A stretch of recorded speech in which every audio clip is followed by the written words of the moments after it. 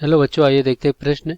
यदि x एक धन पूर्णांक इस प्रकार है कि बिंदु P कोष्ठक में x, 2 तथा Q 3, -6 के बीच की दूरी 10 इकाई है तो x बराबर a दिया गया 3, b दिया गया -3, c दिया गया 9 और d दिया गया -9।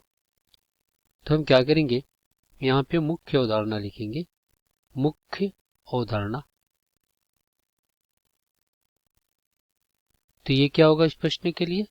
तो देखिए, सबसे पहले तो हमें पता है कि आपके पास ये एक रेखा है जिसका बिंदु A और ये B है। इसका निर्देशांक x1, y1 और इसका निर्देशांक x2, y2 है। तो इनके बीच की दूरी क्या होता है, ये होता है d बराबर वर्गमूल में x2 माइनस x1 का वर्ग और प्लस y2 माइनस y1 का वर्ग होता है। अब हम क्या करेंगे, दिए गए प्रश्न को हल कर लेंगे।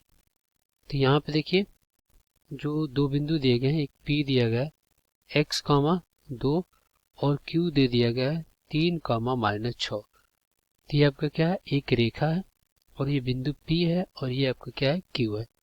अब इसका निर्देशांक x, 2 और इसका निर्देशांक क्या है, ये है 3, -6। अब इनके बीच की जो दूरी दे दिया गया है वो कितना दिया गया है, d बराबर 10 इकाई।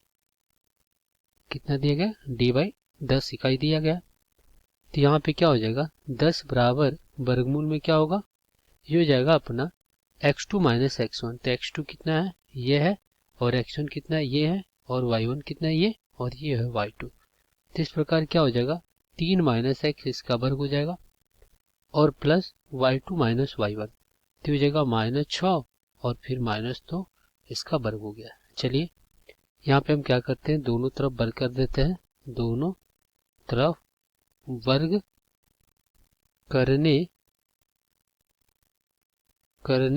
पर जब दोनों तरफ वर्ग करेंगे तो हो जाएगा आपका 100, बराबर में ये 100 है और बराबर में क्या हो जाएगा, ये हो जाएगा 3 माइनस x का पूर्ण वर्ग और पुनः यहाँ पे प्लस कितना हो जाएगा, -8 का वर्ग कितना हो जाएगा, माइनस का वर्ग प्लस, ये हो जाएगा आपका 64।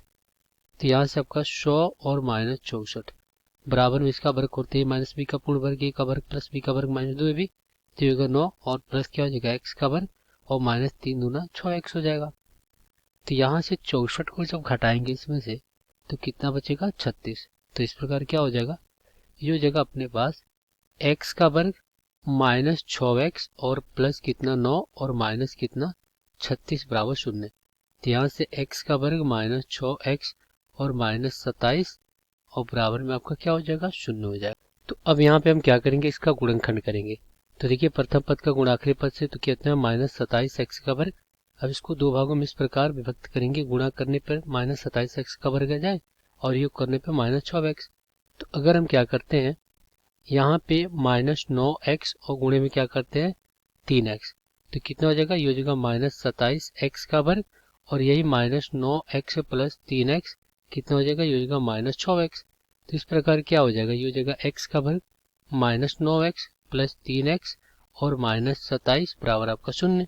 तो यहाँ से x बाहर लेंगे तो x -9 और प्लस 3 बाहर लेंगे तो x माइनस कितना 9 और बराबर में आपका 0।